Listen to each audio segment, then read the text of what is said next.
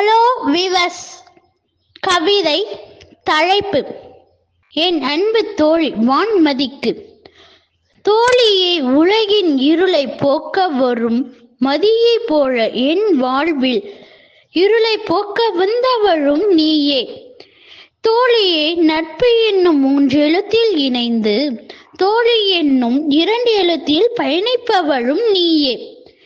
தோழியே, நாம் துவண்டு போகும் பொழுது எல்லாம் என்னை தூக்கி விடுபவளும் நீயே.